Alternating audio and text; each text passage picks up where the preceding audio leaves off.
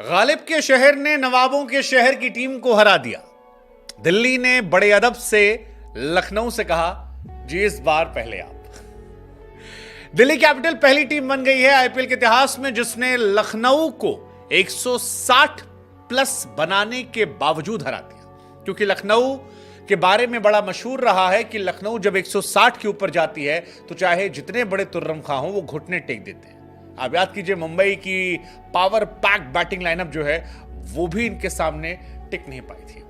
लेकिन ऋषभ पंत और उनके लड़कों ने इतिहास रचा है और लखनऊ सुपर जायंट जो है वो हार गई है।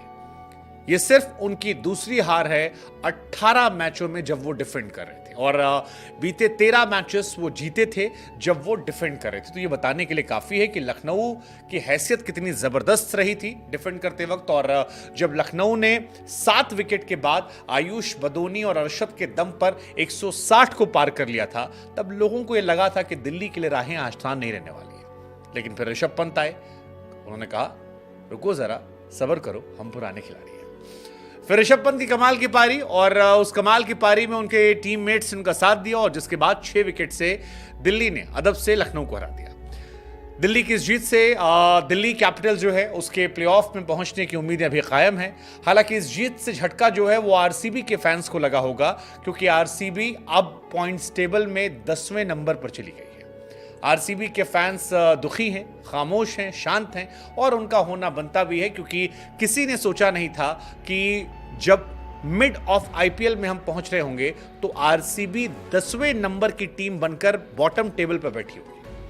खैर ठीक है, ऋषभ पंत की टीम ने कारनामा किया जिसका दर्द जो है वो विराट की टीम को झेलना पड़ रहा है। लेकिन Rishabh Pant is back on track, और ये इसलिए कह रहे हैं क्योंकि 194 रन ऋषभ पंत बना चुके हैं 15 महीनों के ब्रेक के बाद जब लौटे हैं। और खास बात यह है कि 157 का उनका स्ट्राइक रेट है। ऋषभ पंत फास्टेस्ट 3000 रन बनाने वाले प्लेयर बन चुके हैं, और भारत की तरफ से जिन भी खिलाड़ियों ने 3000 के ऊपर रन बनाए हैं, चाहे वो विराट कोहली हो, रोहित शर्मा हो, सुरेश रैना हो, इन सब से आगे फिलहाल ऋषभ पंत निकल चुके हैं।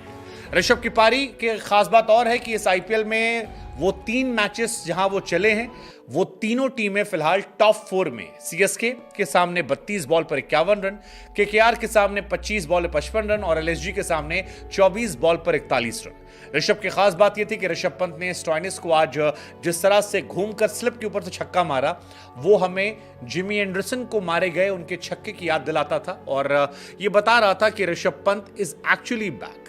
वैसे ऋषभ पंत की अगर आप बल्लेबाजी को देखेंगे तो पहला दूसरा मैच सवालिया निशान था, 13 बॉल 18 रन, 26 बॉल 28 रन, लेकिन फिर वापसी अच्छी रही और लगातार वो धीरे धीरे ट्रैक पर आ रहे हैं, जो अच्छी बात है। और इसी वजह से हम भी कह रहे हैं कि Rishabh Pant is fully back, और एक बड़ा स्टेटमेंट है वर्ल्ड कप के लिहाज से, क्योंकि कई खिलाड़ी संघर्ष करें जिसमें ऋषभ भी हैं, संजू हैं और दिनेश कार्तिक। ये 3 मेरे दिमाग में जो वर्ल्ड कप में जगह बना सकते हैं। हालांकि इस मैच में जेक फ्रेसर का भी डेब्यू हुआ था, ऑस्ट्रेलिया का एक लड़का 22 साल की उम्र का, जिसने 35 बॉलों पर 55 रन बनाए, और एक ऐसी पिच जो बहुत टफ थी वहां पर इस लड़के ने ताबड़तोड़ बल्लेबाजी की और यह बताया कि दिल्ली और ऑस्ट्रेलिया दोनों का भविष्य सुरक्षित है। कुणाल पांड्या जो अक्सर इकोनॉमिकल रहते थे, आज बैक टू बैक 3 छक्के मारे और जबरदस्त परफॉर्मेंस थी। एक और रिकॉर्ड इस लड़के ने बनाया, आईपीएल में सबसे कम बॉलों पर छक्का मारने का रिकॉर्ड जो है वो भी इसके नाम हो गया। जेक फ्रेसर ने दूसरी बॉल पर छक्का मारा, जो सुरेश रैना की बराबरी करता है। एवी डिविलियर्स ने 5 बॉल खेली थी, ब्रेंडन मैकलन ने 9वीं पे मारा था, बटलर ने 9वीं पे मारा था, क्रिस गेल को 11 बॉल लगी थी, विराट को 11, धोनी को 17, रोहित शर्मा को 24, डेविड वार्नर को 34 बॉल लगी थी। इसने दूसरी बॉल पे कारनामा कर दिया है, तो तारीफ बनती है। तारीफ आयुष बदोनी की बनती है, 7 नंबर पर बल्लेबाजी करने उतरते हैं और 7 इनिंग में 204 रन बना चुके हैं 51 के एवरेज से, 152 का स्ट्राइक रेट, कमाल की बल्लेबाजी। और ये जो 59 रन बनाए इन्होंने, आई थिंक यही शायद वजह थी कि लखनऊ इस मैच में टिकी रही, वरना लखनऊ ने आज अपने घुटने टेक दिए थे, और कुलदीप और बाकी जो गेंदबाज थे खलील, उनके सामने वो कहीं संघर्ष नहीं करते नजर आए।